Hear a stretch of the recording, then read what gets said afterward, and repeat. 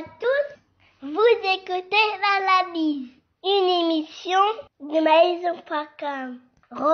Tombé. Bonjour à tous, ici Paris, je suis Kerwin Maïzo. Mbote mingi bandeko, mbote mingi bino ba oyo boponi biso na mokolo lelo le 11 mars 2019 pona kolanda émission na bino l'analyse.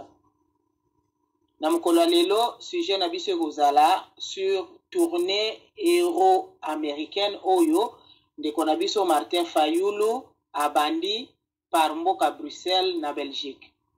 Tokosukisa na page na biso ba divers. Bonjour Kao. Bonjour Sa Majesté la Reine des Ondes, bonjour à tous.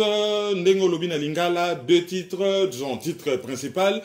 Tournée héros américaine de Martin Fayulu. Il est arrivé à Bruxelles depuis samedi c'était le 9 mars 2018. Il va continuer sa tournée par la Suisse, la France et après ça sera les États-Unis. Et s'il y a d'autres pays, on vous le dira alors. Mbote Nayo. Et ndenge tolobaki na analyse vidéo et salamaki le 9, le 10 mars c'est ça qui anniversaire na yo. Et lelo tozali le 11, donc tozali ko se rattraper na ko présenter yo à notre nom personnel pe na kombo ya ba web téléspectateurs nyonso. Oyo balingaka émission oyo surtout ba oyo ba sepelaka na yo et Dieu seul sait combien ils sont nombreux. Tomito présenter yo ba vœux de joyeux anniversaire, nzambe apambola yo, apesa yo vi moulayi.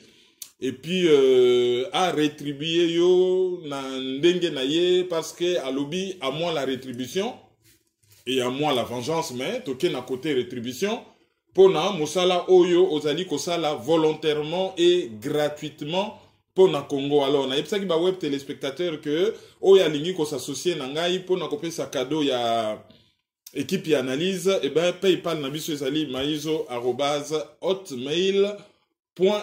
Comme sur ce, Malobombo Kayo. Merci mingi Kerwin, na remercier yo, na remercier auditeur nyonso pour na basoué oyo, ça me va droit au cœur. Merci beaucoup.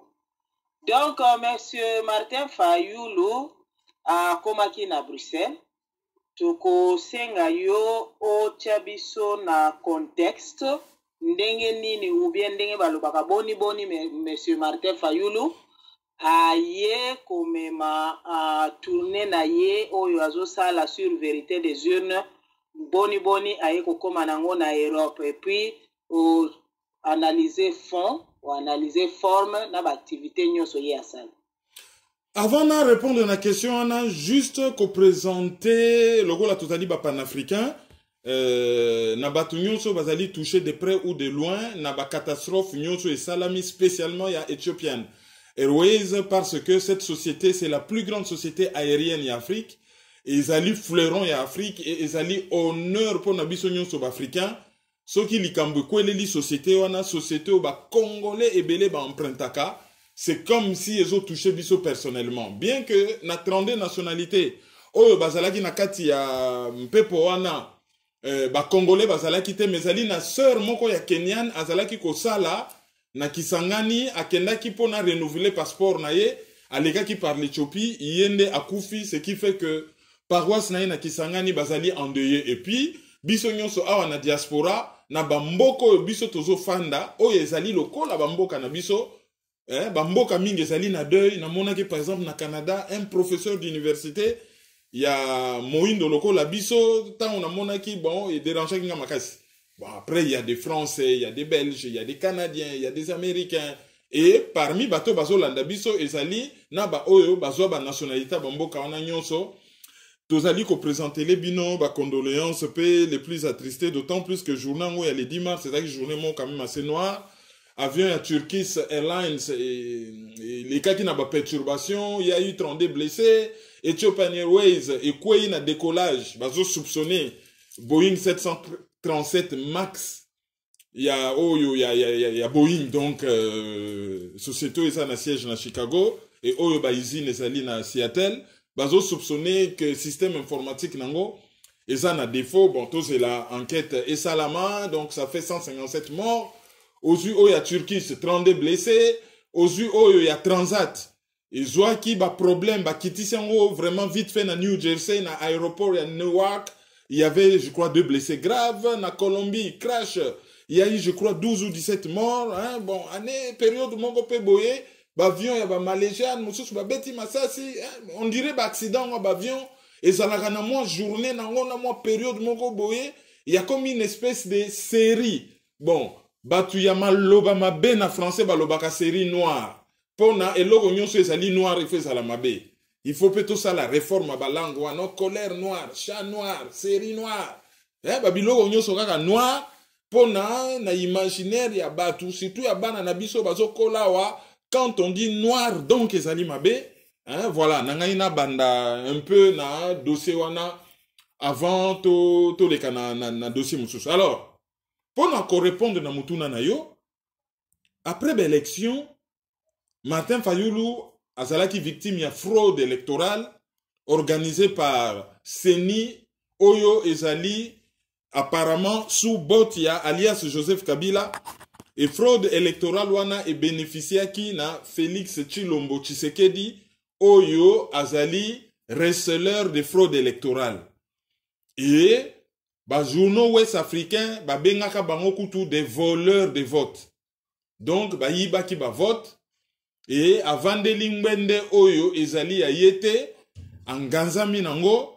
Mais Batunion se bayebike azali ko se débattre comme un diable, comme un beau diable dans un bénitier pour na s'en sortir parce que mutu oyo atikela ki ngwende azali ko hésiter te ko humilier chaque fois qu'il peut. Ba loger nanda kwa mukie indigne des présidents mabe ba pesa ye cortège pendant que l'autre a un autre cortège kaka na kini ya koleka yaye mabe. A Botolaye avion, ya zotambolane avion, ya République. Président Oyo nommé, azali obligé à louer avion. Mabe, akei na Namibie, aye ko zonga, bon, ozomona kaka, ake ko rendre ye visite, apparemment, zwa ki na ye rendez-vous ta ye logo la yanke kaka ko rendre ye visite. Dernièrement, kututo yoka ki ke ba ningisa ke penda logo la libata. On dirait tentative à tirer sur cortège na ye genre babangi ça y est tanga uti Namibie akendaki ko senga kuna ba troupe ba aider ye soi-disant à combattre ba force négative oyo bazali kobunda na est à Congo. Donc toute une série d'événements ezo sala ke présidence na ye et bandi na ba humiliation. Et de l'autre côté Martin Fayulu azali ko lutter pour na ko récupérer victoire oyo ba yibeliye.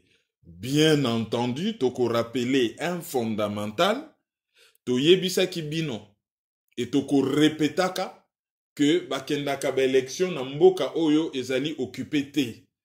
Suka na yango milelo na milelo. D'ailleurs, oyo Martin Fayulu azo sala dans un pays normal ezalaka ba élection esili.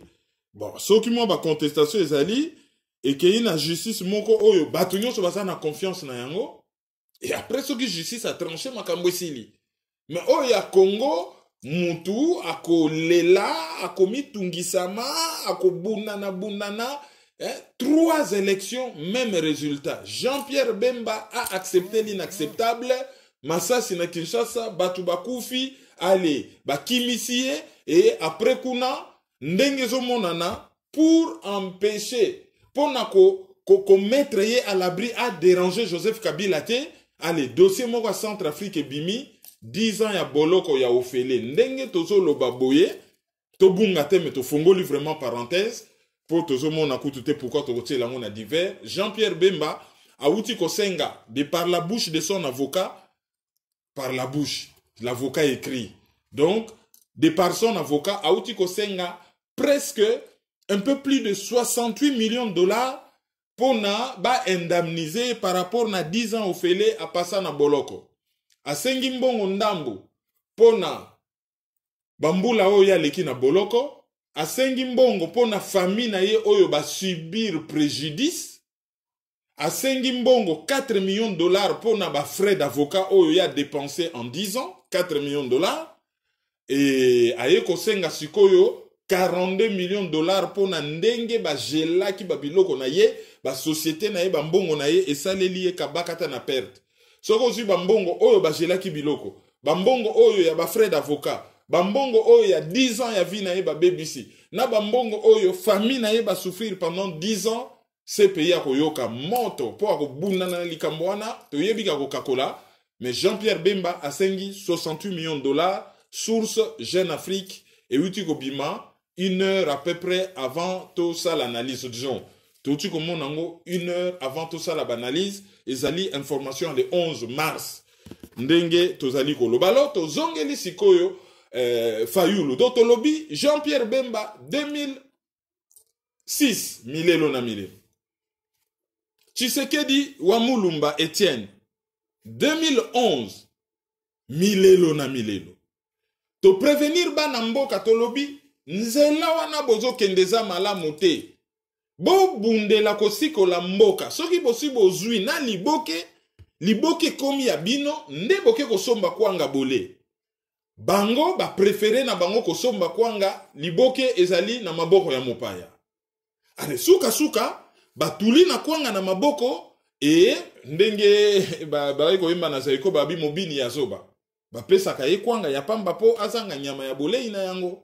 Sikoyo ba mibini ya ba Congolais bazo telengana na kwanga na maboko bazali na koluka bilei ya accompagner kwanga wana Martin Fayulu asali yango partout na mboka azana kosala yango libanda. Donc sur le plan forme ezali nango mabete ke asala tourner azo sala parce que à travers tourner wana a prouvé que légitimité oyo ye azo revendiquer les élections ezali légitimité moko fictive te mais ezali légitimité moko réelle et populaire parce que bozo monango na lingala ya simple ngi kolobani Fayulu lobi ke ye population a lingiye population a votaki soki botie tembe ke population a votaki ete botala ndenge nini batu bazo ilandaye partout azo bima bazo landaye ebele et bazo revendiquer elongo na ye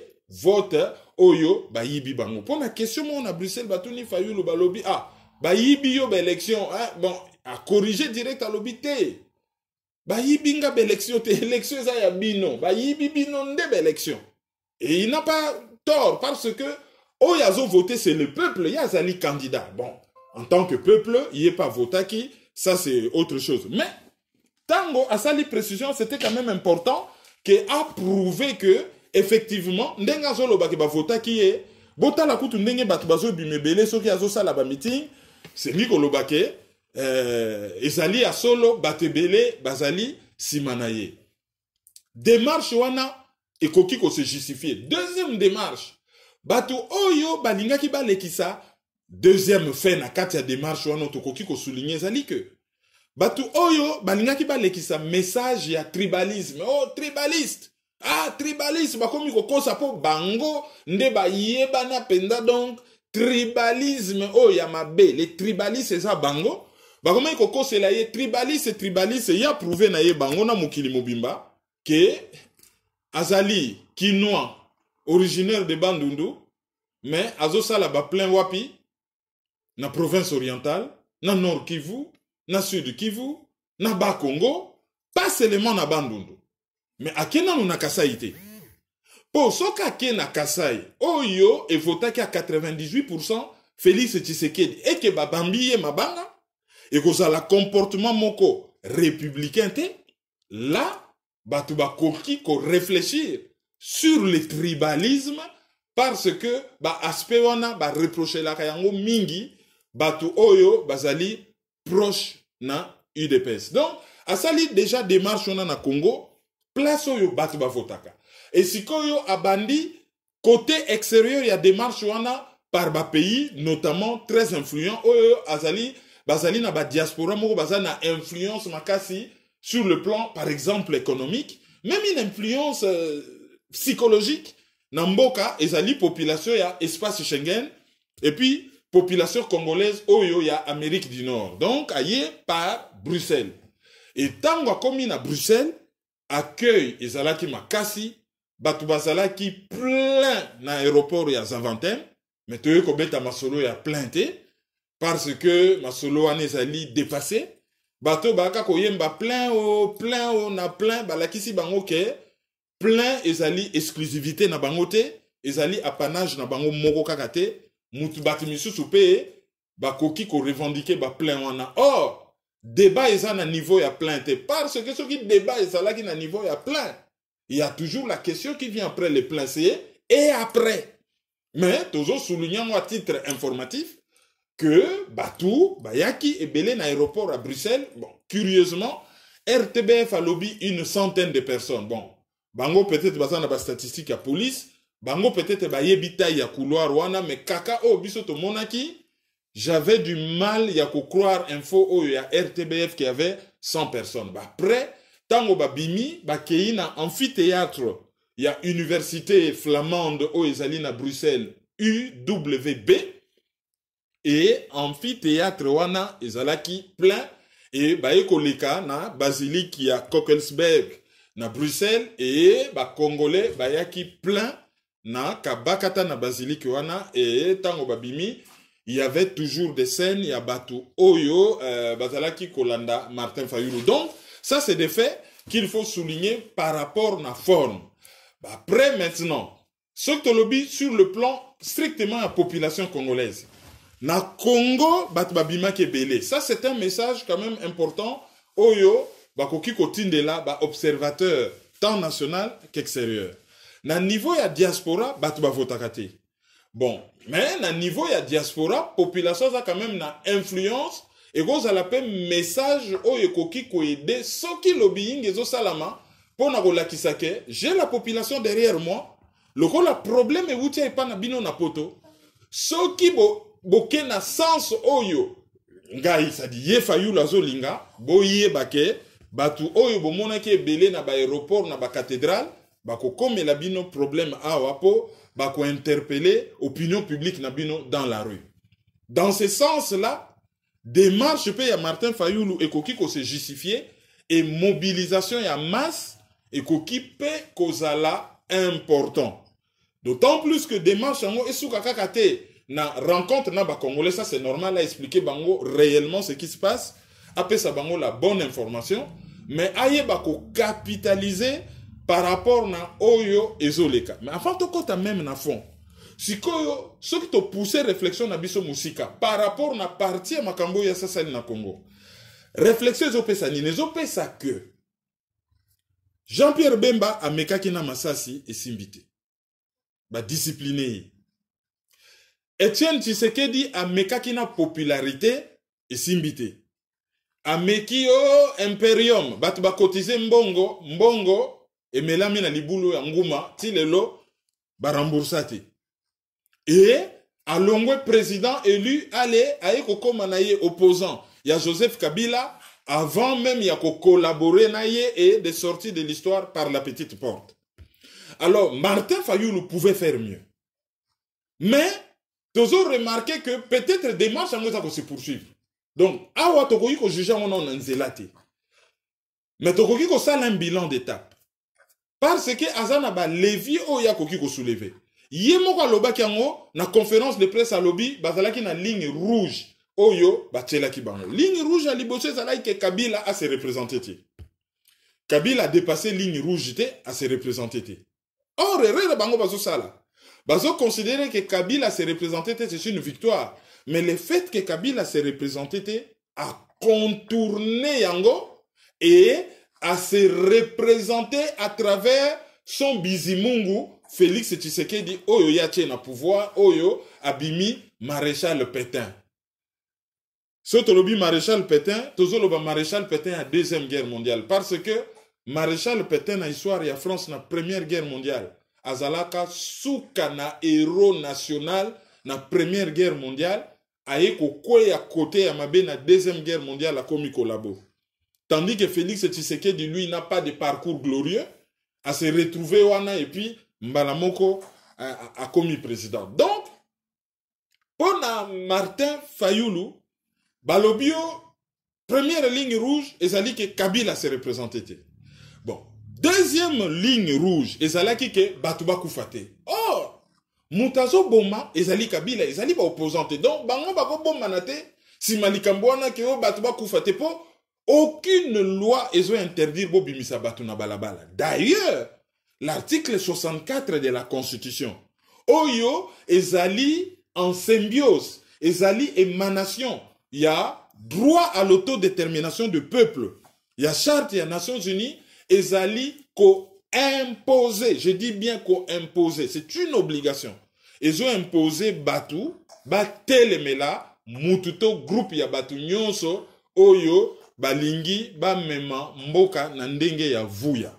Donc c'est une imposition. Donc le fait que ceux qui va faillir tout autre politicien, à sengi batuba bima, il faut pas mettre ces pays devant la responsabilité à ces pays balobabo. Voilà. Bino ces pays bolandelaka, crime de génocide, crime de guerre, crime d'agression et crime contre l'humanité. 4 crimes. Est-ce que Mouté Azoboma manifestant a quoi il a un de ces 4 mbébate? Alors, ce qu'a quoi il a un de ces 4 mbéba bolandelaye. Ça c'est la première des choses. La deuxième des choses, ce qui va bimisi batu, il ne faut pas babimisa batu mouke, to babimisa batu ndambo, et que batango basala bemet après bazongi nandaku. Non.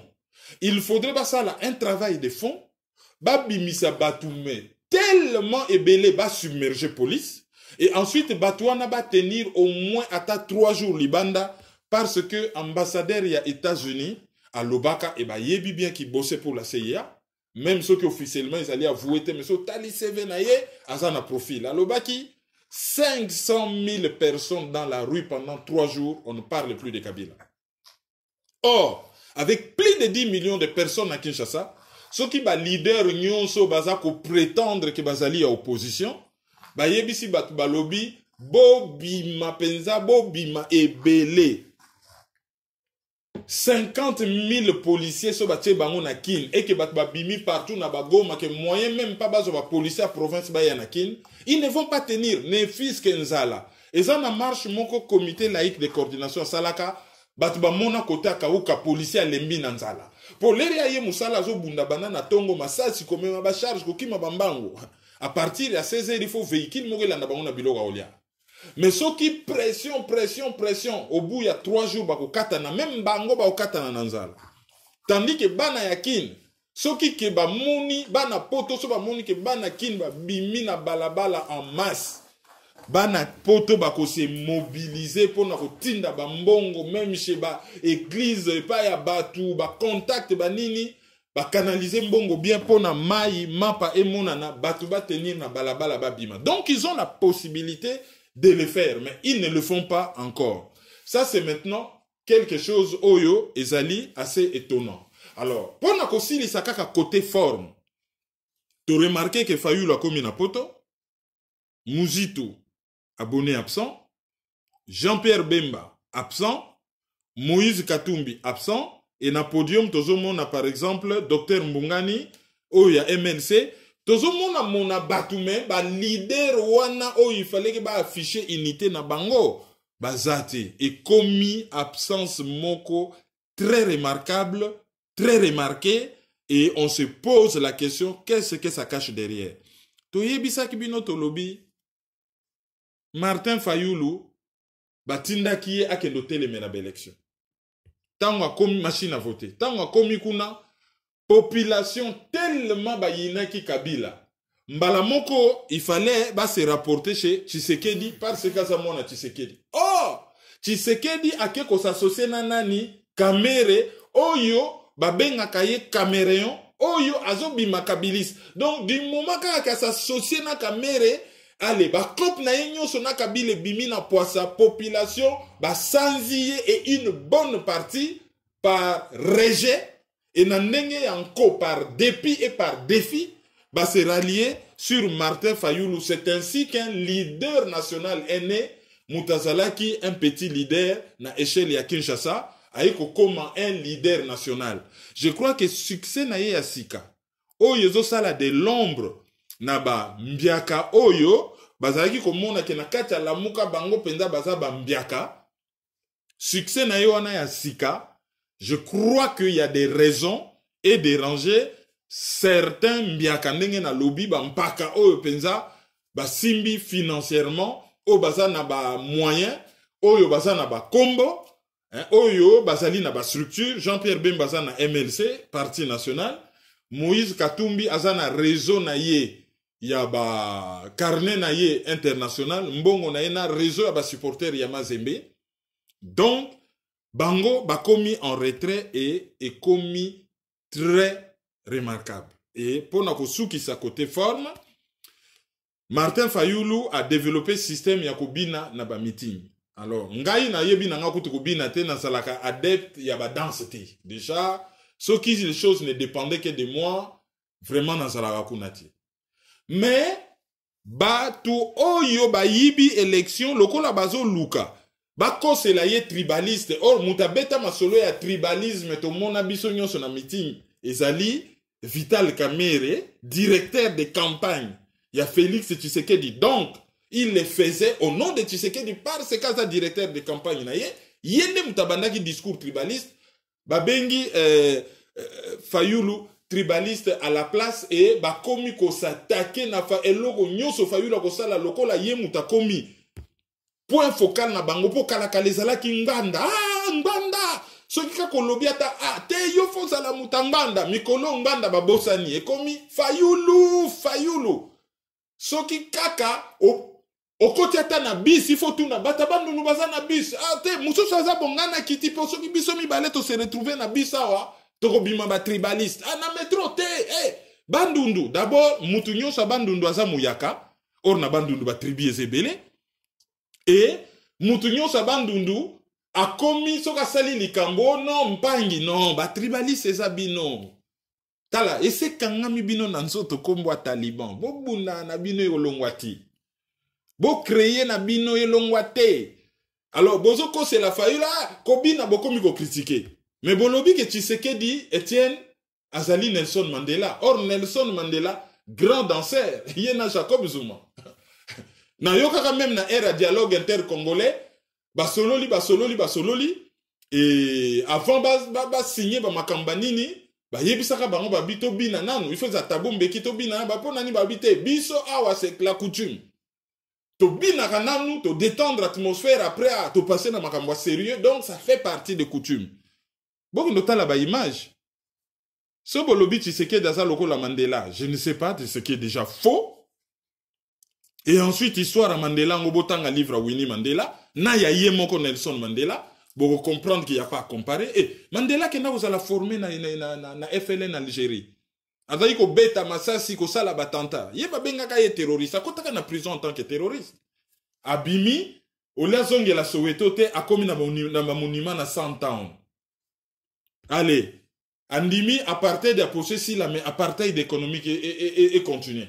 Et or, l'apartheid économique, c'est le nerf de la guerre. Et l'autre, c'est là qui na ebembe na ye ba wolo la batutu, mais ba bete la Mugabe, maboko. Parce que Mugabe a gardé qui ligne dure, oh, y a ba Cyril, y a nani, y a ba Steve Biko, na ba Winnie Mandela. Donc, ba comparaison na bino nezangati na meso bito kende pe na on ndenge ya danse. Mais Fayulu la zobina loko la Mandela, na ba Jacob Zuma, bien qu'il a sa personnalité, bien que ngai na sali na ngai adepte ya badanse te wana to lobeli forme sikoyo côté fond.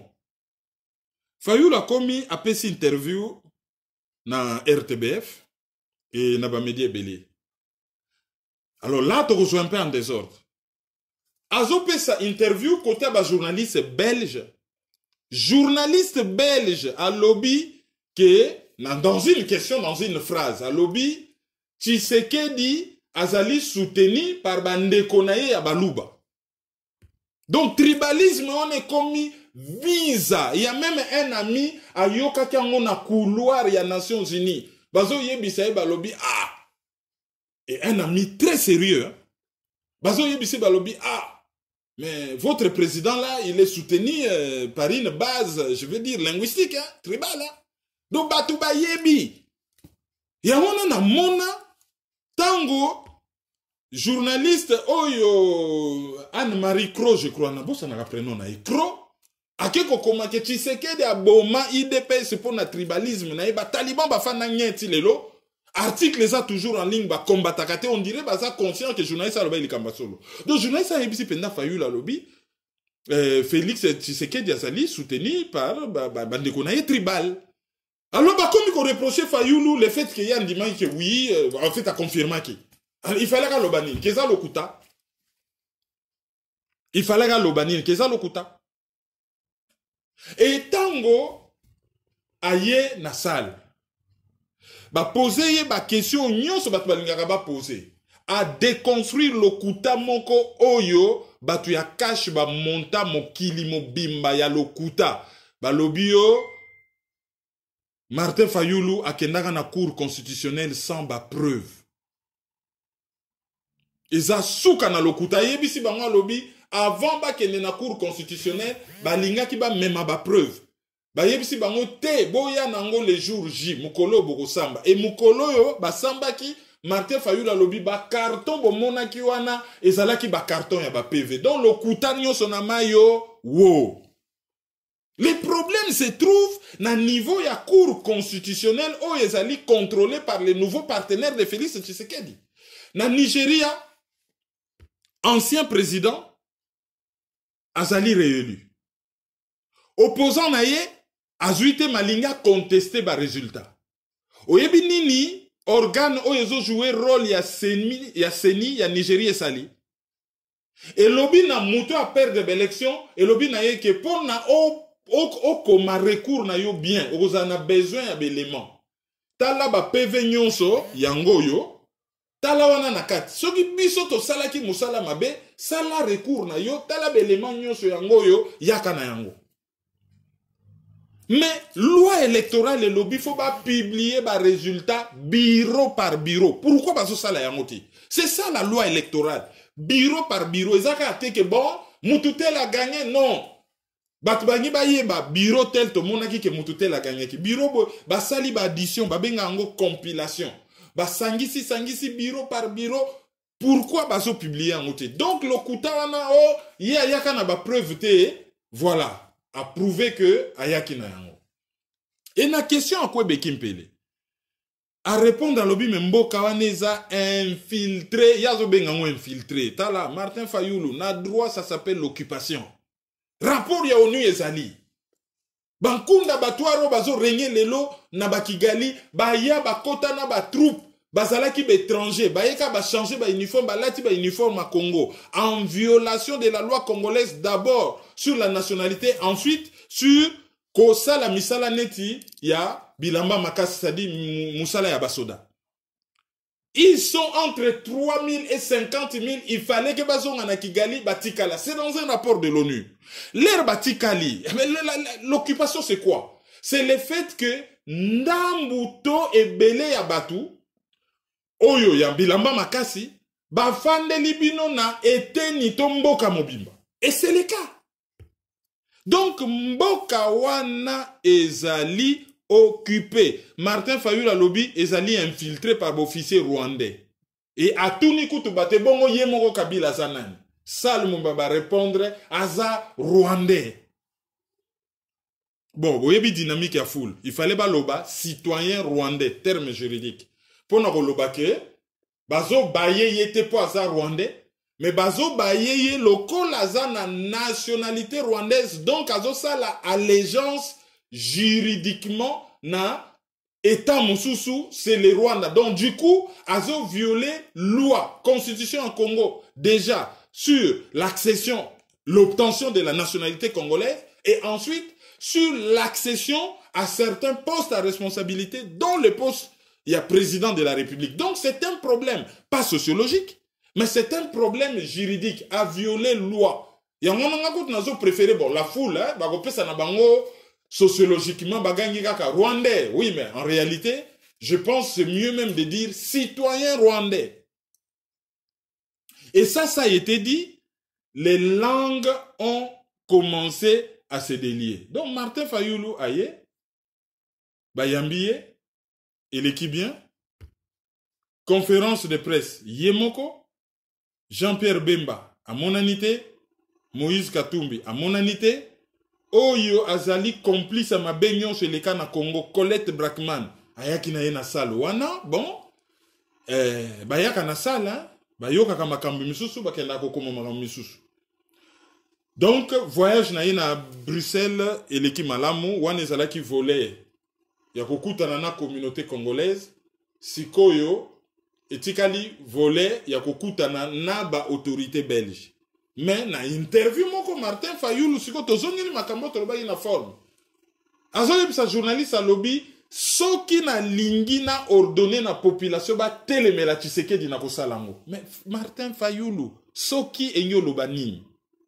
Pourquoi ozo sala yango te soki avec des si on construirait Paris en une journée? Soki pourquoi ozo sala yango te? Parce que ayebi solution à problème ya Congo. Toujours cette affaire là que classe politique congolaise bazali ba domestique ya occidentaux et ba banga ka toujours ce que les occidentaux pensent. Ah ba tchela ki biso ligne rouge. Qui sont-ils ba ko tchela bino ligne rouge? Bakocha ligne rouge wana na Ghana. Bakocha ligne rouge wana na Éthiopie. Bakocha ligne rouge wana na Vietnam. Bakocha ligne rouge wana na Bolivie. Pourquoi ligne rouge en kaka fo ba kocha lango bino? Ah, deuxième ligne rouge ezalaki ke makile tangate mais tango makile zo tanga wana ba comité laïque de coordination ba occidentaux ba faninye. Bango classe politique congolaise ba yebite que ndenge nini ya ko mettre bango devant un fait accompli.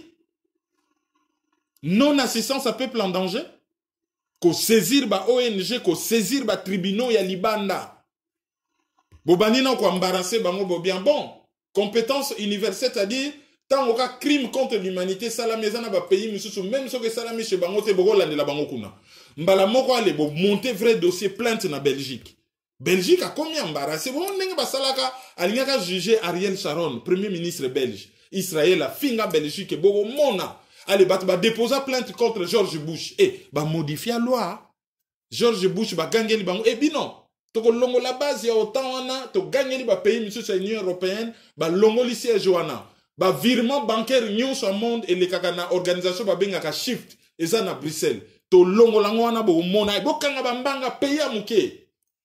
Belgique a fait bon embarrassé bango ba plainte le rôle bango ba respecter na bango ba africain té et comme il au kiti na aéroport à Zaventem boloko au kiti na aéroport à Zaventem boloko tango ba ko comme embarrassé je crois que ba ko se secouer ba ko utiliser influence na bango na kati ya Union européenne na autant na conseil de sécurité pour na ko ningisa makam na conseil de sécurité makambo évoluer ba moyen ezali il suffit bato bazana ba mbongo na classe politique wana bakamata ba vrais avocats basala yango baso sala yango te kaka tendance ya kobanga mindele tendance ya kozongela bango tendance moko ya bwana tendance moko ya domestique ça n'honore pas ces gens et pendant que sous ce chapitre oyo ya volet ya voyage ya Martin Fayulu na Belgique tala na ko répéter lo na loba ine bande Toye bisaka bango milelo na milelo. Aye na Belgique voyage l'équipe bien. Question ya munene. Et après, c'est ça la grande question. Et après, pour nous tous qui ne boutiques comme en théâtre, pe batba mesani pendant 5 ans. Bon, ezalaki Kabila contre Tshisekedi père. Moko na pouvoir mususu une opposition d'accompagnement. Bon, Tshisekedi père a koufi Félix tandem. Félix Tshisekedi Kabila na pouvoir et Fayulu, opposition d'accompagnement, rôle théâtral. Yo salaka théâtre, hein? Bango bazo gérer, yo distraire population salaka théâtre. Et au bout de 5 ans, voilà. De quoi qu'on tombe na théâtralisation? Qu'est-ce que bazo prévoir ya concret pour trouver une solution concrète pour en finir avec cette occupation? Donc, après Bruxelles, à Kokende Suisse, et à en France, les 16, à Koleka, je crois, dans Château Rouge, les quartiers africains, donc le quartier de la Goutte d'Or, hein, Château Rouge. Les alliés quartier à Goutte d'Or, dans le 18e arrondissement, Babengarango, Château Rouge. Et puis, place à Mounene, il y a un meeting, on a Paris, il y a une manifestation, ils alliés place de la République. Algérien, qui 10 000 personnes à place de la République. Bango, bazana pays moko riche, ils ont nyongo. Bazana presque 100 milliards de dollars de réserves d'échange. Bazana ba métro, ba route, bango bazana mboka. Et président na bango azan mwana mboka. Mais, bazo société civile na bango azo parvenir ko bimisa batu plein. Tina libanda bomona ki na Canada na Malili. Bomona ki na Marseille, na kena na aéroport à Marseille mais na kanisa ki na en Algérie. Bomona ki na Paris 10 000 personnes. Mais biso batu toza na mboka eza occupé, tozali incapable a na Paris ya ko bimisa 300 personnes. Na Paris awe comment difficile bolekisa 300 personnes. Na kini kuna kutu mawatro batu bazana nzala pasi ezote ya bangote. Batu babimaka difficilement mais bota la algérien. Comparaison n'est pas raison, toute chose restant égale par ailleurs. Bota la algérien. Alors Mokolo Fayulu akoya na République. Qu'est-ce qui va se passer? Alors bato basalaka amalgame on ne soutient personne. On est en train d'analyser des faits. On ne soutient personne. Et toujours soutenir même pas au processus électoral dans un pays occupé. Ligne de conduite nabiso et yebana, mais toujours rappeler bino ba fait. Et hier on avait affaire à quelqu'un qui a fait des études, qui est intelligent, qui a un discours et aux hommes qui bon incohérence ces allées une des places à comment il faut prétendre qu'il y a un quota qui n'a parlement pour na kende ko empêcher Kabila modifier constitution. A modifier na yango. L'air a koki ko modifier ngote a contourner. Donc, bazan na minorité de blocage te, ces discours wana na kota ki na parlement ils a distraction. Et l'air a abandonné na ye mandat na ye na élection législative a tiki suppléant na ye. Alors bat ba komio kunande fraude des alakite mais fraude des alliés individuels, les alliés global te. Bato bazolo ba fraude. Il faut pas prouver que Martin Fayulu n'a pas été élu comme député. C'est ça le problème. Beaucoup les alliés individuels, s'il y a 500 députés, s'il y en a 250 qui ont fraudé, il faut balander la bango, moko yo, ozala qui élu, oza nommé, libanda, yo. Si ko bazo lo bakaka, yes ko azon dima. Non, azon dima parlementer. Mais azon utiliser élection naïe parce que apparemment il a été élu. Mais cela ne veut pas dire que M. Songolo Mpakala, on ne peut pas se retrouver dans le Parlement, il a été élu comme lui. Donc, les Congolais, ils vont comparer les comparables. Tant que tu as solo à l'élection, bato bazo memala, bato, monseigneur Rolobela bato nini, pédophilie dans l'église catholique. Ce qui monseigneur aye koyebisa bata lobi, et peki sami, mutu nyonso, oyo azali pédophile na parti politique il faut ba pesa ye tumbu ya makasi wana ba répondre ba bino cardinal yezo yebisa ba parti politique ba tika pédophilie na kati ba parti politique na bana ya ba militants et tout ça mais bino l'église catholique qu'est-ce qui se passe chez vous? Mais quand lui il a un discours politique batolé ba répondre était par rapport na discours politique ba comparer les comparables toutes choses restantes égales par ailleurs. Bango bazo memaye na eloko moko oyo eza na rapporté par rapport na discours azo tenir. Toujours moi ben cohérence à ba discussion wana vraiment eza yika malam makamango yumela bo soto nyonso ebima. Comme ça tango mboke ko sikolama toko évoluer un peu plus proprement. Bon, temps fort moko ya interview yo Monsieur Fayulu la pesa na Belgique eza l'air batuna ki question oyo ya massacre ya baluba na Kikwit. Réponse oyo Monsieur Fayulu la pesa ki je crois que ndenge balubaka ekotia na repos ba manipulation nyonso batu ba mona na internet parce qu'on peut faire dire à l'image tout ce qu'on veut lui faire dire. Mais oui. Tant batunie ya lobino na Kikwit ba bomaki muluba moko te. C'est faux et archi faux. Ya komaki kuna. Ba informer que général Oyo, je crois, il y a Rwandais. Oyo, azali mokonzi kunande abetaki mutu, batumi bale masasi à bout portant, c'est-à-dire obeti pendaka boye visa, pemeni na ba, obomi batu. Et d'ailleurs, association ya baluba ya Kikwit potala, Kikwit wana ezali grenier ya Kasai. Baka kosomba fufu masangu na Kikwit commerce bayaka wana, c'est chez eux.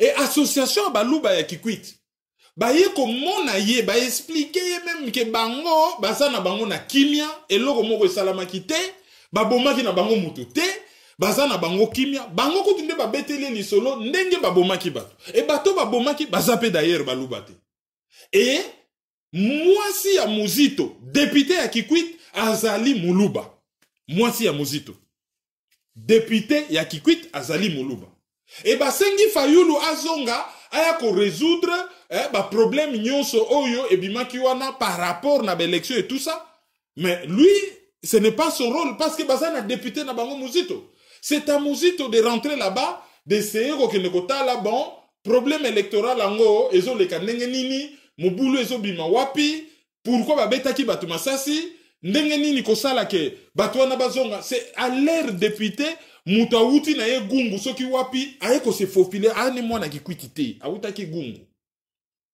Aye ko luka ba voix wana, ale, tango ba vote akimine nakin, asali hotel moko inachevé, Bache premier ministre Abiminani neve ya Kizenga afana na yenye tano babengani na palu aninga sala chemin na yeye moko candidat à l'élection présidentielle a wangani Kizenga et à se retrouver dans une opposition suit afandi et bon les gens trouvent ça normal hein, normal et afandi na yewana mais bon toyoki na propagande ya ba taliban et comme yon Pangistan engi koloba Muzito Matungulu na Fayulu. Mbusa Nyamusi pata mutabandundu. Jean-Pierre Bemba za mutabandundu. Moïse Katumbi za mutabandundu. Et puis les gens confondent. Mutumo a combien on a ba commentaire mais si na loba on analyse moko kala. Bazo confondre xénophobie, régionalisme, tribalisme, bazo confondre Muluba na Katange, Muluba tribu, Katange région. C'est une confusion. Mouyaka tribu, Bandundu région. Alors, Moutounyo sa Bandundu a commis Mouyaka. Or, Bayaka Bazali originaire, il y a région, il y a Kwango. Déjà. Donc, on ne sait pas. Bon. Peut-être, hein, Jean-Pierre Bemba, peut-être, selon Bango Abotama na Popo Kabaka. Moïse Katumbi, peut-être Abotama na Kenge. Mbusa Nyamuisi, peut-être Abotama na Kasongolunda. Tala incohérence na bilobela. Donc a démontré qu'il y a vraiment noir sur blanc que likamwa neza lokuta. Tant bazo bomata kamwina sap. Ba leader ya Kasai ya baluba ba fana nyena Kinshasa wana. Tala Clément Kankwaza na Canada zonga. Azonga na kino a pena. Sami Badai banga na kin pena. Félix Tshisekedi na pouvoir pena. Ya fana nye baloba rien bazo boma batu. Ba image batu ba mona ba fana nye. C'est salama biso tozo belela na luebo batu bafana nye les loyo sans pitié na bato bakufa ale bazu ba image ba komi ko utilisant pour ba kosaka ke ba bomi batu na Kikwit c'est faux et archi faux na okaki mutu moko loba on a la voix de l'Amérique n'a pas melaye et na télémelaye tout de suite parce que ce genre ya lokuta et qu'on modifie le fait que Félix Tshisekedi azali receleur ya fraude électorale. Batu bafana gagné à l'époque. Les loyo bakomi kobelela tango babomi batute. Tala baluba baza partout na Congo c'est chez eux. Muta boma bangote, muta chassé bangoti. Ezali des comportements ya groupe wana muke oyo, il faut batutu y compris baluba batelemela bango comme il se doit parce que bakomi poison. Les petits groupes ba talibans on a c'est il y a les talibans au basana ba tribu nyonso et la milice politico-tribale ya ba Tshisekedi. Il faut battre les mela na ba taliban na milice politico-tribale oyo ngana bengaka ba extrémiste politique, ba hégémoniste culturel et ba régionaliste tribal ba toi na faut battre les mela bango comme il se doit ba komi poison pour na mboka na biso. Sikoyo batu bazo komela biso batu na biso nani mokonzi. Pourquoi bazo tout nango? Moi je pensais que ça crio ba. Non mais soki batu ya cash balobi boko mesana. Slogan na bango so bazan argumenté po mikolo e commence bazan argumenté.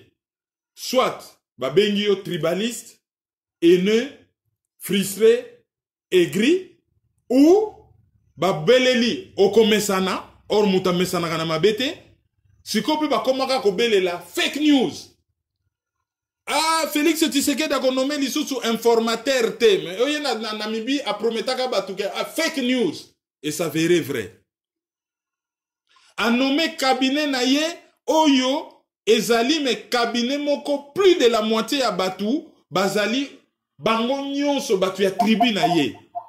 Le problème ce n'est pas ndenge bagi ko manipuler batuke ya nommé baluba non là n'est pas le problème ceux qui baza compétent là n'est pas le problème.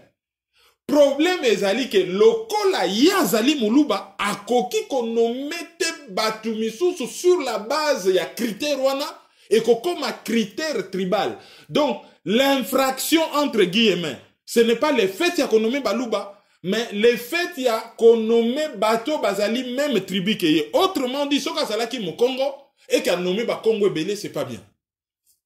Soka zalaki Muswahili ndenge tolobaka entre guillemets et qu'à nommer Bassoyi les belés, ce n'est pas bien. Mais, loko la zali moulouba, so qu'à nommer Balouba belé, ce n'est pas bien. Mais cela ne veut pas dire que, oh, Bakoki qu'on nomme, non, Balouba bazana droba nommer, bah aussi sont compétents. Sauf que, ceux qui président za moulouba, il faut ça l'attention par rapport à Balouba. Oh, bah, man États-Unis, ça il faut éviter qu'on le président des Noirs. Yékouta sala ki on a ndenga mabeke a abandonné même ba noir, comme même Kobanga abima un président communautaire.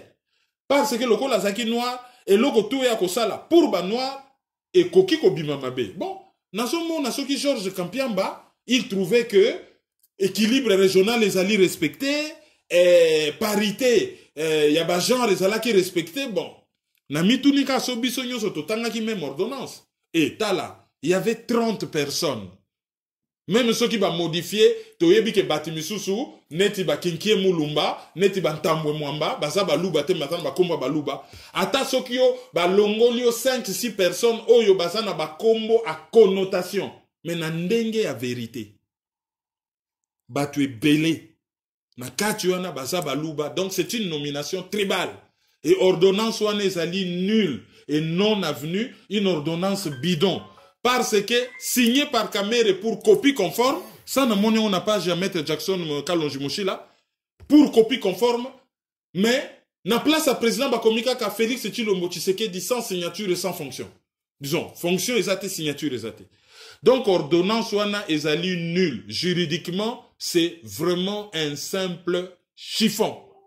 Mais c'est un simple chiffon.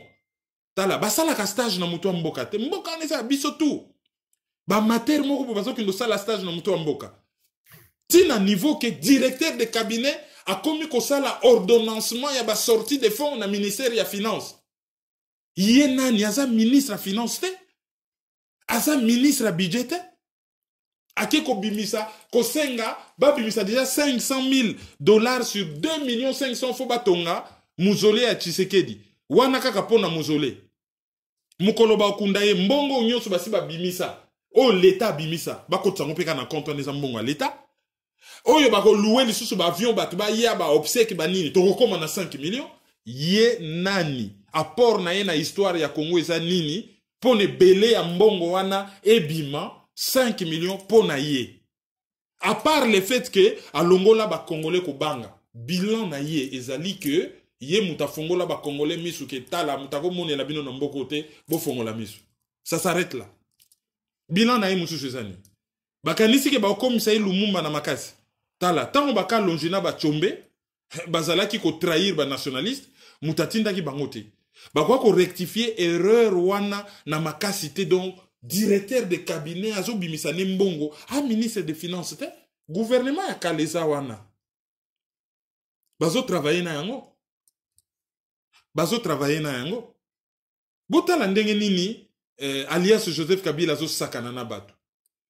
Abanena ko salir bakatanga salir bangwa la leki na Kasai. Deux premiers ministres, Badi Bangachi Bala la kamati na président. Siko eza tour azo salir penza bien Kasai. Soka silisi kop na ena Kasai ele. A Luki province mususu a retrouvé ba bwana ba okota na kop na ye. Soki ba ndundu, soki ba Congo, soki wa ko kendale. Abandi ko salir batu. Et là, il y a des gens qui voient pas bazo mona kaka pouvoir. Mais pouvoir c'est Kabila mtasi mingbende à pouvoir.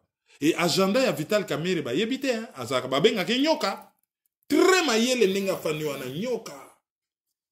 Nyoka, très mayele.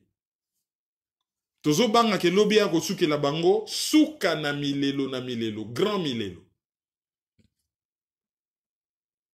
Par rapport au Félix Tshisekedi, Bimisi, so qui tolandi bien histoire, pour na lelo yo, batu atala makambo, bazotala sima, tende balobaka, atala sima, pezonga moto.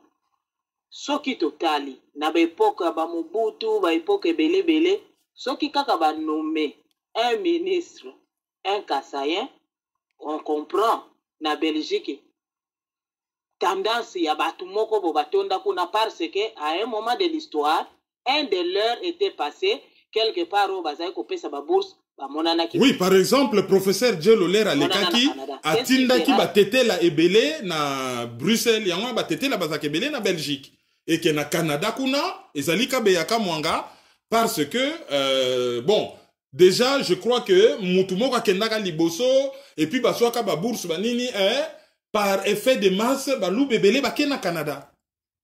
Alors, ndenge bango bazala consistant kuna et puis les loyo ata batu belé bazana ba mboka mindele me biso nyonso tovanda na Congo toyebi ndenge nini makambo salamaka toyebi ndenge nini bango ba vivaka bazana façon na bango na ba sensibilité na bango ezalaka nanu ndeko na ye d'abord ezala na ba église oyo bazosala ezala na mwa ba compagnie mike bazana ngo. Okomona kaka bazana moi façon moko boye basala makambo. Alors qu'est-ce qui fera que leloyo du jour au lendemain Félix Abimi a komi kuna likolo a changé façon à vivre? Oui, mais la petite chance au Yazalaki nango c'est qu'il est né à Kinshasa, ville cosmopolite, et à Kola na Belgique à l'étranger ba pays otozo vivre OK na musala ozo sala na ba turc, ba japonais, ba chinois na université boza mélanger na place à musala boza mélanger. Même ceux qui ont isolé nanda comme moi na koyelo ba camarade ya bandibu ya ba kwanyo so ya mukili omuna kaka wana nani oh bango baza ba togolais bongo bango oh ba uta Bangladesh voilà et zo sala que to komi quand même na une certaine ouverture d'esprit. Alors yé mutu azala ki na chance wana ko sala na ouverture d'esprit à pratiquer en côté à utiliser en côté c'est déplorable et pour na ko justifier bêtise wana bat ba comme ozwa Kizenga comme modèle. Kizenga n'a jamais dit que parti na yo état de droit. Yé pende dala ki palou ya ba pende. Et ça même pas ya batoba ndundu, ya ba pende. Est-ce que Kizenga c'est un modèle? Bon, bakunda ki elobi. Est-ce que Kizenga c'est un modèle? Bundu dia Congo ezali parti moko politico-religieux à tendance régionaliste. À tendance régionaliste. Mais IDPS ezali sous influence ya Kasai avec les pères. Mais moi na niveau tozo kole la moi na ifala ça la différent mais bon dynamisme vers les bas batwa soit exemple mabe. Ah yo yibi pona nini. E bongo ye azo yiba komona ki ete. Ozuite na classe pona nini. Papa ngai kaka te hein. Tozaki pe ba libre, tozaki pe zéro batebele. Et ça consolation te. Biso le toki école batako yebisa biso que tu seras la tête et non la queue. Corinthiens 13. Et Bissognon, son famille, on a été la tête. Partout, premier de la classe, partout. Tala, ngana ana leki nanga mwasi atanga na sadisana, azo examen d'état na 82%. Et les États-Unis, azo une des meilleures notes, il y a tout l'état de New York na université. Alors, moutandengo no kendo yebisa yo lobi que bon, voilà, pour nani nos 8 bon, batimisu soupe ba swakate, ou yazo visé excellence. Alors, IDPS modèle na bango ezali palou, oui, bango basa ba tribaliste. C'est bien. Il y a un exemple. Alors, pourquoi parler de l'état de droit? Pourquoi Kolobake Fayou Azali derrière bah, impérialiste quand on est trop content que Félix Tshisekedi Dazo Kutanana Macron na one net na Nairobi. Les gens sont très contents. Macron pays na Azali, ce n'est pas un pays impérialiste. Wana goko mani la politique est dynamique ou wana bagobengango coopération internationale ou bagobengango bazo luka légitimité internationale au lieu ko garantir nos légitimité à peuple. À propos ya cabinet wana. Oh, yako bunda na terrain, batu babundi na terrain basili na kokufa. Ya beti deal na ina sima mu Congo, a nommé ba camarade na ya Canada na ya Belgique plein. Batakishasa ba komo lela ke biso batokufa ke abo trahir biso. Batakishasa ba komo lela mukolo gouvernement ko bimale ba komona pe batutu akabila bazongi place penza divorce officiel. Ezo salama inbox. Divorce ko salama siko officiel. bato bakobanda kobelela ye oyebi ke bato milimo fongwami ya bato bazomona neti elongi ya Kabila eza te bato babi bon bamanifeste e Kabila azobeta kara mpona koambarase ye yango bomoni lelo na zando bato basalaka na zando batelemeli bachinois ba-indo-pakistanais do batelemeli bango bagrève police ya Kabila efai nango nye mpona ye il faut bachaye les bâtons dans les roues il faut azala embarrasser il faut azala dépasser il faut azala déborder pour objectif ezali ko humilier ye ko couper ye na peuple ko couper ye na base ko bimisa ye mbindo politique sur le plan politique et après l'air ba ko chaye mupanzi bato ba regretter te que ah tout ça pour ça ah tout ça ko banga ye nzoka ndeboy ah akomine na pouvoir ndeboy oh to banga ye na biso ye pour rien eh asambo ndeboy c'est ça l'objectif Kabila est en train de poursuivre comme ça l'air ko chaye à côté muta ko regretter ba oloba eh azalaki on a côté lo nia malonga salaki alekisela batule botala akomaki na présidence botala bilan na ye et Kabila est en train alias Joseph Kabila est en train de réussir son coup. Mais lelo yo Kabila ko bimisa ye salité te parce que so oza propre so oza salité oza salité ye kaka komi ko bimisa na miso bato ba inconsistance na ye ya luka peut-être ko démystifier ye botala elongi o ya lata mais au fond azali ndenge balobaka ezali nkunda oyo etondi na mikuwa. Ben oui, effectivement. Donc, Bazo Bimisaye, au fait, n'a pas ça. Bon, sikoyo ndenge toloba na page na biso ba divers ezalaki cabinet tribal wana oyo ndenge eza koloba na internet eza koloba partout na batu nyonso oyo bamonaki yango basusu comment comprendre que moi notre tribal ekomi singa moko boye ekomi koloba mais soki tolandi bien na discours à Congo ezalaka beaucoup plus makambo tribal te mais ezalaki beaucoup plus makambo eutaka na côté ya ba pays oyo lokola ba Rwanda ba Burundi banini mais moi filango ekomi kozonga mingi na discours politique ya Congo on ne sait pas est-ce que za batu mususu bazo lata poso ya batu politique et pas na biso pona babimisa notre tribal wana on dirait za sensibilité moko parce que bayebi même que na ba milieux occidentaux les cambo tribal wana et passera pena te quoi eza peut-être une partie à ligne rouge yo pe ba occidentaux bazala trop sensible non. Oui, bah utiliser Kango pour des raisons politiques. C'était une politique délibérée. Mais pour n'a utiliser pour n'a pas raison politique, bah étudier biso sociologiquement, bah yebi ndenge to fonctionnaka. Bah yebi faiblesse à mutakatanga, bah yebi ke mutakatanga mingi ah, orinde baloba ah, batakatanga bazak impulsif. Ah, bango balingaka boyete. Bah yebi fonctionnement ya baluba. Bah yebi fonctionnement ba Congo. Ah, mo Congo, yaza pere, yesoko bangise boy. Ah, bah yebi fonctionnement ya batabandundu.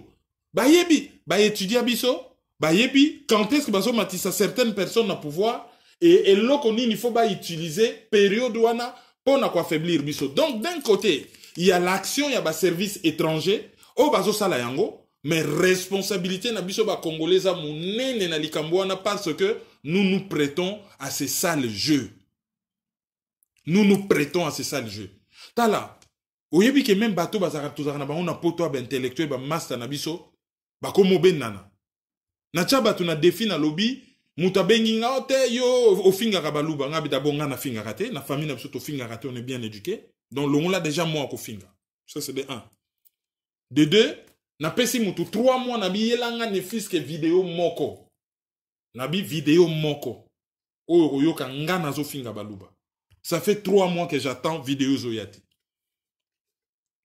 je ne vois pas les rapports entre ko critiquer ma bé oyo ba politicien bazo sala to kritika kizenga tina liwana ye to kritika muzito to kritika bansinga uju to kritika ba boboli kolokonga to kritika ba Jean-Pierre Bemba sans que les gens ne parlent de tribalisme soko lignolo bakaka tu sais que eh non pas touche eh tala bisone au-dessus de la mêlée on parlera de tout le monde bo balukana mabele bo simba bakake on critiquera tout le monde sans état d'âme. Et la devise c'est ekwe mote kwe bende. Oche liba toche bende.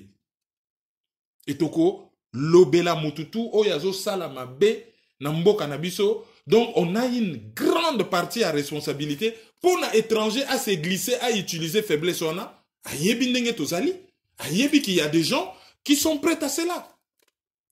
Comment ça, Moutaza n'a pas tout, mais oh non, bino bolinga kabisote, oh tout ni bino banane. Ba bolingela yote sur base de quels critères? Oh te bino bolingi bisoto ya na pouvoir te, non? To lingi yo ya na pouvoir na ba condition bien.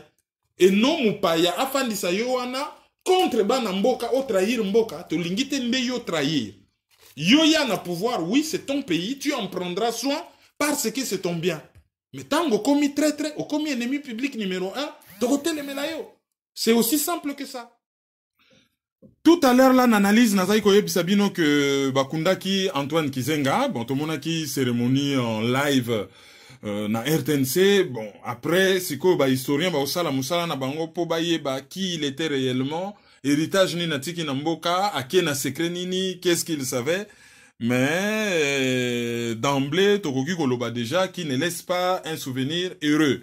Mais lui, si on parle de lui, c'est parce que Azalaki personnalité publique, bon, parti naye, Azalaki ko participer aux affaires, Tina liwana ye, yangwana, mais vraiment on parlait de lui. Mais Azana ba misusu, oyo bazali ba véritable héros dans l'ombre, parce que na pays on a to souffrant na lika moko boye, nos parents n'écrivent pas, ba yebi makambo belé, et biso tozo naviguer un peu à vue. Parce que histoire politique ya mboka wana bango bazo expliquer biso clarté. Tala Etienne Tshisekedi akenda akoma mukandate. Et pourtant yebi ba secret belé. Or soki afongola ki ba jeune sur makambu oyo ye ayebi et koki ko permettre biso batutozo ya sima toko ya na libulute. Alors bango ba échoué mais batike li biso te ne fiske ba clé derrière pour na biso ler tozo ya to ya ko dindate. Bon, bien que certains parents ont pris la précaution yako lobela bana na bango certaines choses oyo bana bakoki ko se servir nango na ba place au bango bazali et peut-être ko écrire à la place des parents pour na ko aider batu ba mona quand même un peu plus clair. Vous voyez que mikolo yo tozo souffrir mingi na likamboa Laurent Désiré Kabila ba Rwandais ba yakinaye ba placé na pouvoir. Qui est-ce qu'il était? Pourquoi azalaki ko lité? Maki na ye zalaki ndenge nini, azalaki ko se comporter ndenge nini, toyebaki kaka oyo, par exemple, chez Guevara Lobaki. Et pourtant, ezana batu oyo, ba yebi, mais bon, malheureusement, comment quitter, mais au moins ils ont parlé. Dernièrement, je vous ai parlé de la mort, y a papa, y a Bande Konabiso, Patrick Kabeya, Misusu Bayebi Mishka Kabeya, hein, Michel Kabeya. Patrick Kabeya, Azali à New York. Papa Ezekiel de la Roche Kabeya, hein, à Botamaki le 21 mars 1938 et Bayaki Kokufa dernièrement le 14 février 2019. Azalaki, Mobutu Ataiko Tindaye, Akende Komona, Laurent Désiré Kabila, Kuna Namaki ya Fizi. Hein, place où y Azalaki ko négocier na Laurent Désiré Kabila. Et Azalaki, un des témoins oculaires, il y a dossier Oyo, il y a sécession katangaise. Azalaki un des témoins oculaires. Et d'ailleurs, Azalaki ko expliqué bananaya lobby après dossier wana ya sécession katangaise na sécession ya Sud Kasai avec Kalonji Mulopwe. Mobutu l'air a pacifié situation.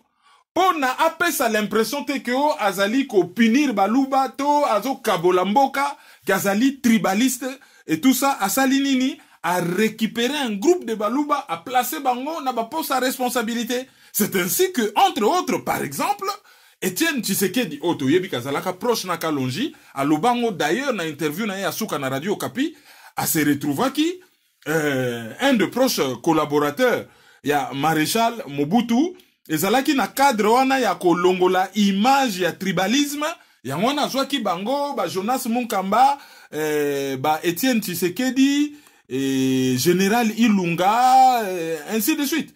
Alors, bon, Yemoko, Papa Kabeya, Soki Batubangi Bayeba, en tout cas, Azalaka, un des premiers entrepreneurs congolais na domaine, il y a petites et moyennes entreprises zaïrois à l'époque, ou congolais avant comme zaïrois, Oyo a créé une entreprise naïe avec ses propres moyens. Et la conférence nationale souveraine, Azalaka Mokonzi a commission logistique et matérielle.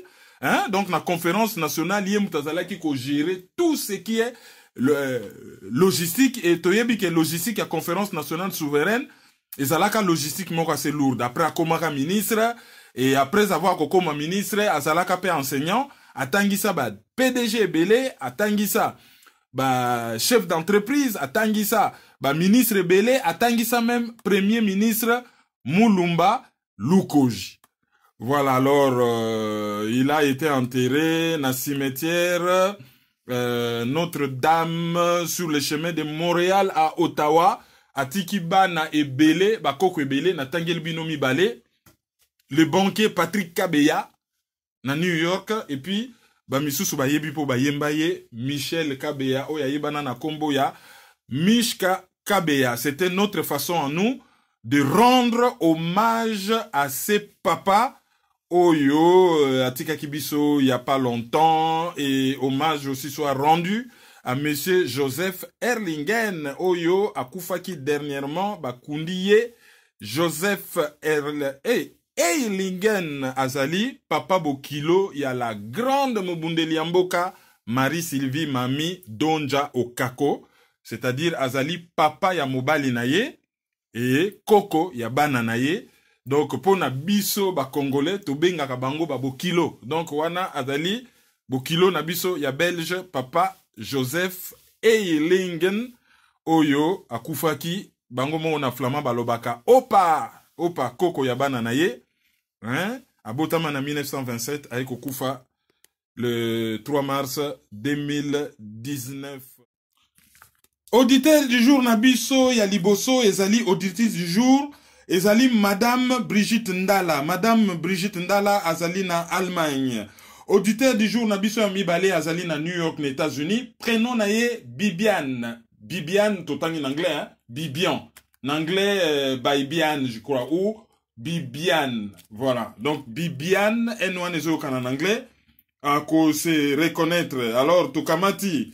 Marcelina Mwanza, Tokamati, Sandrine Siloulou, Tozui Mariette Magbongo, Tozui Kija Kaseki, auditeur du jour Moussou Sezali John Mankuru, Tozui Claude Manzala Mansata, Tozui Bobette Ngomora et Tokosukisa na Vivi Kazadi, comme auditeur du jour et Tokoki Kobakisa.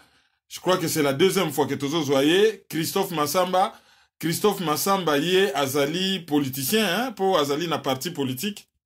Azali donc président, il y a parti congolais du progrès intégral, hein, parti Ezala qui est reconnu déjà dans RDC depuis le 28 juillet 2011, bon, subsidiairement, Azali sportif à Sala Jido, et Azali développeur à application industrielle, et Azali pe entrepreneur, voilà. Donc c'est Christophe Massamba, hein, Topé Sarabino déjà moi, bah CV à bah politicien, o yabiso à diaspora, pour Mukolo boko juger bah action politique na bango, boye bah à qui vous avez affaire. Alors après sikoyo, toko continuer na cadre ya les 8, toko zoa maman ou madame Saki Isio, Yaza na Montréal na Canada, tokozwa Madame Anto Kinkala ou Antoinette Kinkala, hein, yé Azali awa na région parisienne. Tokozwa Maman Efrazi Djema, yé Azali na Bristol na Grande-Bretagne. Tokozwa Brigitte Koudia, tokozwa Monique Nsimi, tokozwa Victoria Umba, bana Grenoble. Olekutuna loba Grenoble Bazali Dijon. Donc famille Umba Bazali na Dijon, tokozwa Bibi Coucou, hein, Bibi Coucou, et puis tokozongela quelques bana mibali tokoyi kozwa par exemple ya Tambwe, tokoyi kozwa Samblezola, et puis tokosuka na Kalebar. Voilà, wana. En tout cas, prenons naye Kalebar. Wanande auditeur du jour nabiso ya suka pona mokolo ya lelo. Hein, to yebi que ils en abatebele bazo zela, c'est juste question de patience. Et koya, et puis il peut arriver que to bosani motu, to luka toujours moyen to se rattraper. na rubrique na biso ya auditeur du jour oyo bokomi ebele penza pona kolanda. Bon, eza pena auditeur mosusu bango bazali plus que fidèle, ezali ba taliban. Donc ba taliban nyonso baza auditeur du jour na biso lelo po bango penda bazanga raté. Bango penda bazanga raté. Kutu na millier mo bazo beta masolo Fabien Lobaki e balandaka bango na Kigali. Ali ba taliban moko ba sepeli balobi akufata kokufa. Bon, personne n'est éternel. Mutu na mutu ngonga na ye yaka.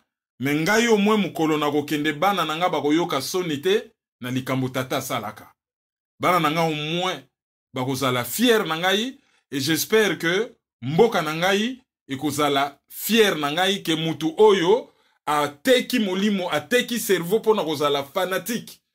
Ya mutu mususu au lieu que a garder cerveau na pona koyebisa mutu alobi me mboka oyo zo mema vuya isa ya biso nyonso ye alongoli cerveau croyant que ya ki kotika nde baninga wa ki kotika baninga te mboka eza ya yo il faut o participer na développement nango na ba domaine tout me ba oyo ba poni ko kamba mboka il faut ko fongolela bango misu tango yo poni politique ba ko fongolela yo misu parce que politique ezali ko gérer eloko ya batu nyonso ko gérer res publica eloko ya batu nyonso la cité ndenge babenga yango pe donc bato nyonso balingaka biso te bazali fidèle na émission yo bazali ba auditeur du jour et puis toko signaler bino que Lou Munkamba pardon pas Lou Munkamba na Belgique plutôt Augustin Munkamba na Suisse hein basali vraiment espace culturel moko très intéressant toko lobelango na ba émission mosusu oyo koya. To clôturer analyse à l'élo na ba communiquer sur les athées au PC contact à ba site et puis to kavwa. Ben bolanda émission talk ya maître Reti à Salakina Babilas Botton. Et adako lo makamo quand même assez intéressant là dedans. Ils ont un groupe Facebook nyonso, ils ont une page Kerwin Maïzo le panafricain, ils ont un groupe Facebook les amis de Kerwin Maïzo le panafricain, na chango pe na ba groupe ebele. Ils ont un mur nangai, ils ont pe na YouTube ya africa24tv.com. Et puis bolanda toutes les autres émissions, bon, tous les cas qui l'autre fois na BBC, batu misusu balandaki, tous les cas qui pe na ADR Africa Democratic Radio. Non, Africa Radio for Democracy, voilà, ARD, Africa Radio for Democracy. Mopi Babenga Rango, West African Radio for Democracy na Dakar, et puis tous les cas qui paient na Diaf TV, télévision diaspora africaine TV, mais on est qui sujet moko un peu panafricain, mais tout le bela qui paie RDC, dès que émission vous allez dispo na YouTube, toko che la bino yango, et puis tout ça là qui m'a solo ya Lumingo na Coco Invisible na Londres, alors bah il m'a quand même assez intéressant, Bolandaye. Téléphone 0033 758 469 414.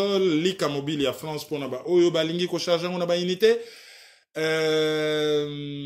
WhatsApp na biso ezali 0033 763 55 46 pardon 38 46 55 38 46. Avant de continuer couper Sabino ba coordonner à site na bosanaki toutes nos condoléances les plus attristées na mobundeli monene ya mboka. Maman Marie-Sylvie Okako, Donjwa Okako, puisque a perdaki Papa Bokilo, hein, Koko Mundele, Ser Nabiso Abala Mundele, Sikoyo Papa ya Mobali Naye, Akufaki et Bakundaki ye. En tout cas, nos condoléances les plus attristées, Naye, Pe na Bana, hein, Ndenge, Perte wana et Yaki na famille. Alors, Tokosilisa, na Koreye Bisabino, Bolanda Biso na Debriefing Media Channel, Bolanda Biso Debriefing Media Channel surtout salité analyse d'ici 2 jours le 13 ezali anniversaire ya Mediawana surtout ça l'analyse sur Ozongela yango et puis CP la TV poko landa biso na ccdp3rdc.com o to na Congo Éveil Radio malobombo kayo.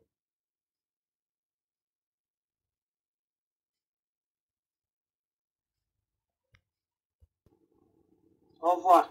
Au revoir. C'est Dadadi. Merci beaucoup. Merci beaucoup. Merci beaucoup pour tout. Au revoir.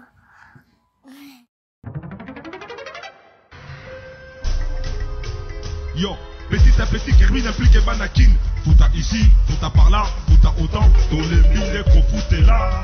Peuple congolais. Yo, qui n'a l'autre d'aba colocataire? Où les ali colocataire? Qui n'a l'autre d'aba colocataire?